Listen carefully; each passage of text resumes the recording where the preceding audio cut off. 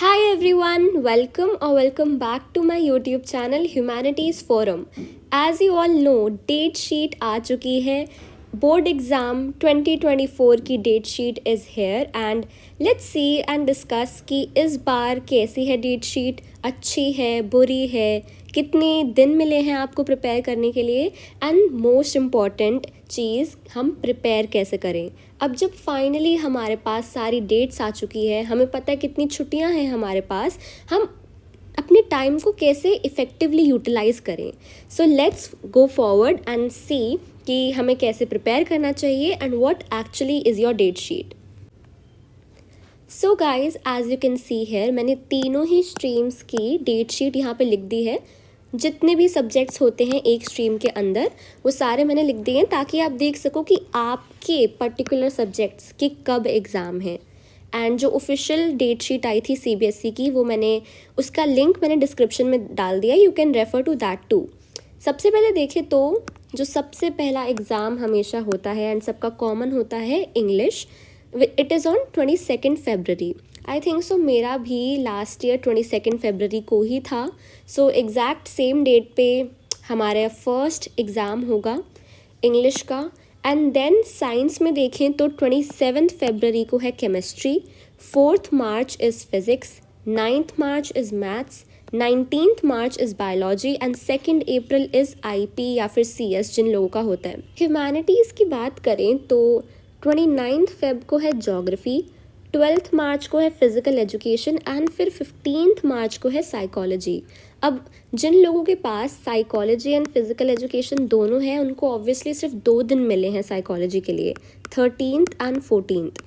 Last year देखा जाए तो हमारा साइकोलॉजी का paper was on 5th April and हमारे पास बहुत टाइम था प्रिपेयर करने के लिए. बट इस साल साइकोलॉजी के लिए आपको सिर्फ 2 दिन मिले हैं.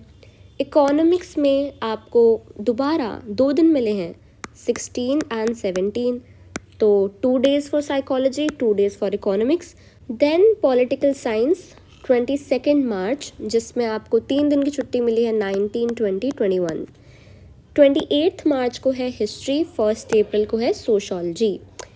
एंड अगर मैं कंपेयर करूँ लास्ट ईयर के साथ, सो आई फील लाइक इस साल कम छुट्टी मिली है.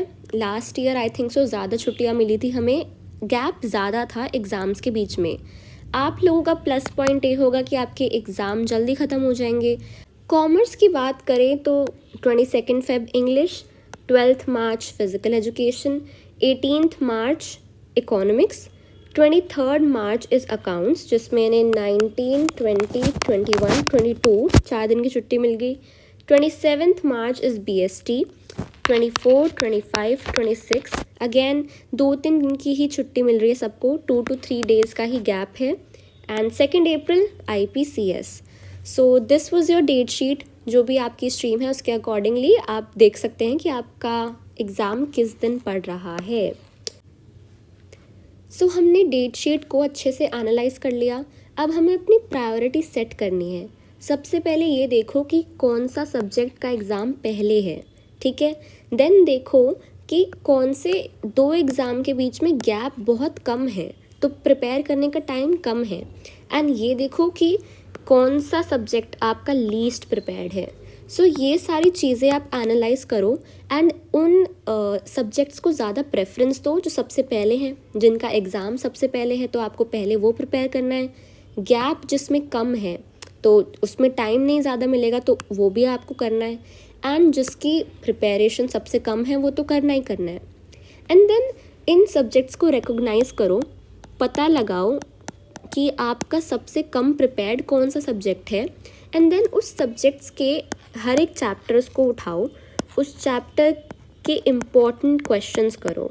इम्पॉर्टेंट क्वेश्चंस मतलब PYQs, क्योंकि मैंने हर बार बताया है बोर्ड में क्वेश्चंस रिपीट होते हैं, रिपीटेड क्वेश्चंस आते हैं बहुत बार.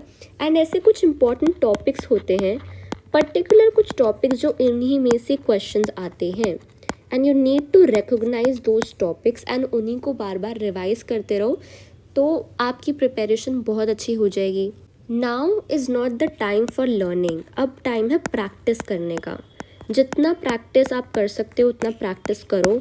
क्वेश्चंस लिखो, आंसर राइटिंग की प्रैक्टिस करो, PYQs करो, सैम्पल पेपर करो, जितना कर सकते हो उतना करो एंड आपका हर एक चैप्टर एक एक करके कंप्लीट हो जाएगा। सो हमने सारे टॉपिक्स पढ़ लिए। Now comes the important part, that is revision. Revision कैसे करें? प्रॉब्लम ही आधे बच्चों की ये होती है कि हम पढ़ लेते हैं सब कुछ, बट 2-3 दिनों बाद हम सब भूल जाते हैं एंड हमें दोबारा से करना पड़ता है। That is the thing that you need to revise everything again and again, ताकि वो आपकी मेमोरी में रहे, आपको याद रहे सब कुछ। एंड इसीलिए रिवीजन बहुत इंपॉर्टेंट हो जाता है, क्योंकि आपका एग्ज़ाम अभी नहीं है, फेबररी में जाके है। तो ऑब्वियसली अगर आप एक चीज़ को पढ़कर उसको भूल जाओगे तो फिर एग्ज़ाम में भी भूल ही जाओगे ना। तो you need to keep revising it. And revision करने के लिए आपको नोट्स चाहिए, जो क्विक नोट्स होते हैं, आप उनको एक बार आप देखो एंड आपको सब कुछ याद आ जाए। Last minute revision is very daunting and it is very essential.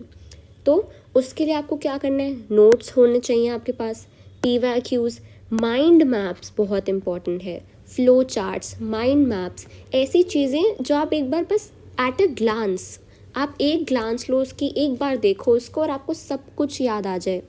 Sample papers as a set बहुत इंपॉर्टेंट है। अब ये सारी चीज़ें हम लाए कहाँ से? क्योंकि टाइम बहुत कम है। कुछ लोगों के पास तो नोट्स भी नहीं है, PYQs नहीं है, माइंड मैप्स नहीं है, रिविजन करें कैसे? The answer to this question is Oswaal के लास्ट मिनट प्रिपरेशन सिस्टम। अब ये बहुत ही कमाल की चीज़ है। It's an amazing book which can be very very helpful. इसमें है revision notes, mind maps, concept videos, rapid preparation, मतलब आपके एडिशनल प्रैक्टिस पेपर्स भी हैं इसमें। इसके अलावा आपको कुछ और नहीं चाहिए। ह्यूमैनिटी स्ट्रीम के लिए है, जिसमें है history, geography, pol science and English भी है। इंग्लिश में आई नो बहुत बच्चों को डाउट्स होते हैं कि हम ग्रामर कैसे करें, हम लिटरेचर कैसे पढ़ें। तो वरी नॉट, इसमें ग्रामर भी है, लिटरेचर भी है, हर एक चैप्टर का इंट्रोडक्शन भी प्रोवाइड करा हुआ है एंड समरी भी है, क्वेश्चंस भी हैं।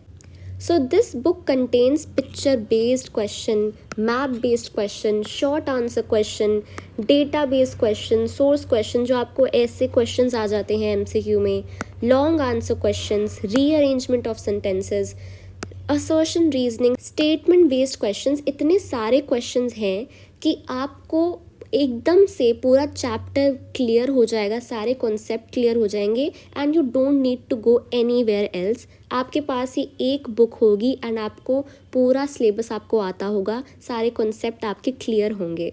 इस बुक की लिंक आपको डिस्क्रिप्शन में मिल जाएगी।